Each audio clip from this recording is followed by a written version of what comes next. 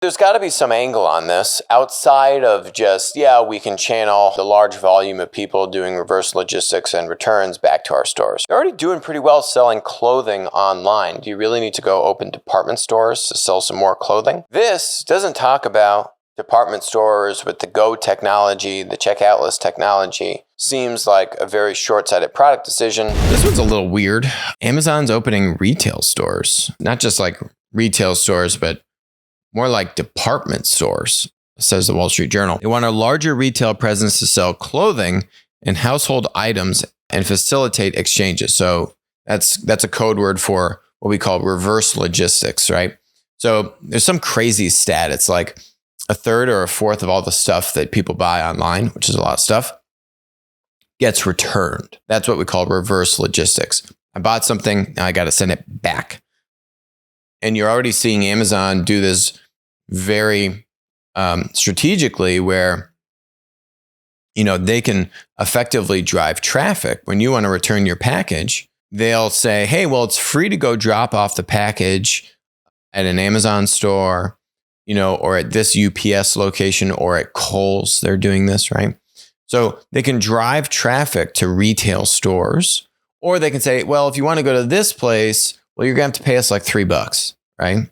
Walmart's doing this also. Hey, you want to return something from Walmart? Just drop it off in the store. It's free. Don't worry about it. But now what have you done? You've driven foot traffic to your store. So that's a huge foot traffic demand channel.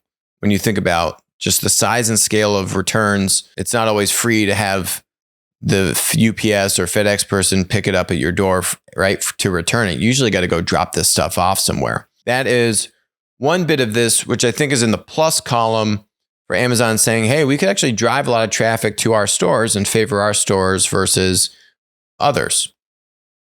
So that's one, I think, positive for Amazon to do this. What this article doesn't speak to is, and this is very early, I think this is still very early in the planning stages for Amazon, but, Amazon, what I've really loved about Amazon when it comes to retail is Amazon Go. I really like the Amazon Go model, which is the checkout list, right?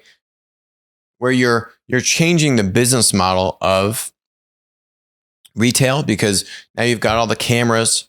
They're just watching you take whatever you want off the shelf.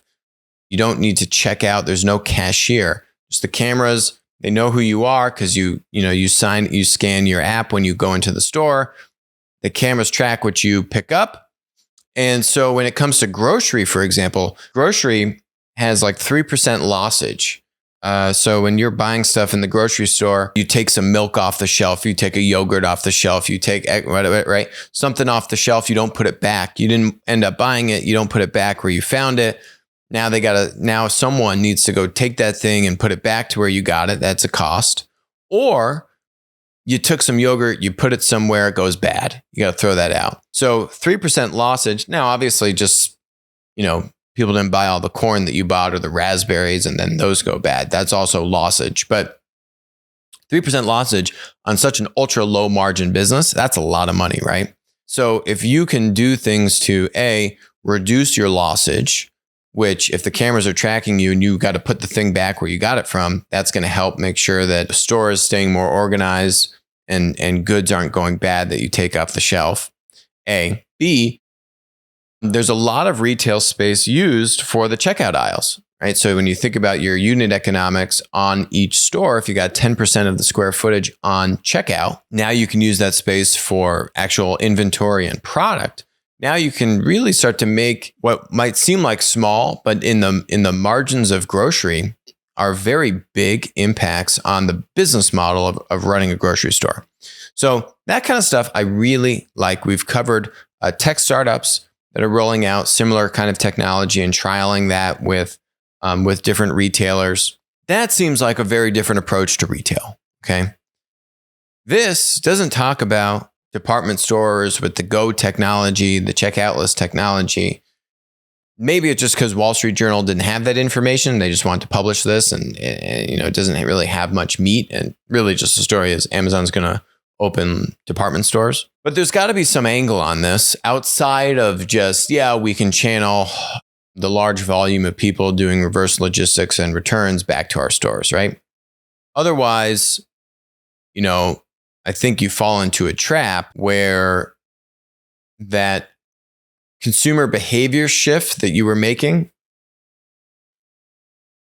gets diluted. It's like a short-term gain for a long-term loss. Amazon's already the top clothing retailer in the United States, beating Walmart and, of course, Macy's and Target and others, right? So they're already doing pretty well selling clothing online. Do you really need to go open department stores to sell some more clothing? What else did Wall Street Journal say they wanted to sell? Household items.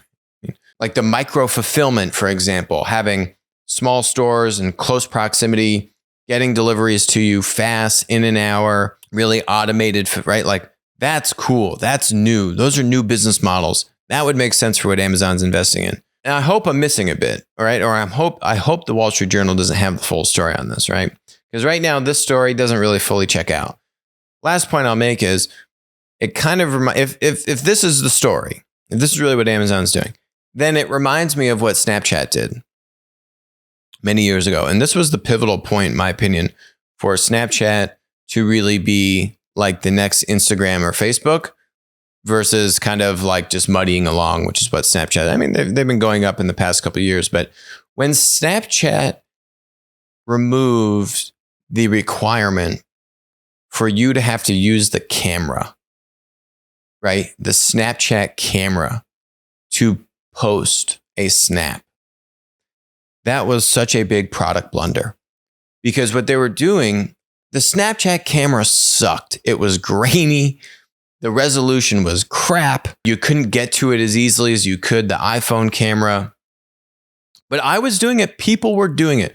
People were changing their user behavior to say, I would rather have a worse quality photo, a more arduous experience, a longer time to get into the Snapchat camera, solely because I know that if I take it in the Snapchat camera, I can now send that image or video within Snapchat. But if I don't do that, then I can't get access to the network, right?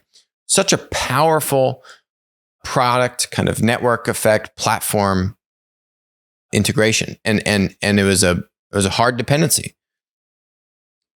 And so when they got rid of that, because they were struggling in the short term, and they said, oh, well, now you can upload photos from your camera roll. Oof, blunder. I called it years ago when it first came out. And it's still, to this day, if you actually got Evan up here, I guarantee you he would agree it was a blunder also. That decision diluted the behavior change to make Snapchat the default camera app. And now just made it just another social network. Because now you could take a photo anywhere. You could take a photo from Instagram and just share it on Snapchat. Maybe not on the same level because Amazon's already a massive tech monopoly. But this seems like a very short-sighted product decision if the Wall Street Journal actually has, the full story here. If not, then I take that back. Hi, I'm Alex. Thanks for watching the show. Make sure to hit that subscribe button, but even better, make sure to follow us on Odyssey, follow us on Rumble, and text us 203-646-5159. Text the word Monopoly. You'll be subscribed. You'll get updates about when we're going live, our latest videos, and we'll send you even a little goodie bag. And in the event that we all get banned from big tech, we'll still be connected.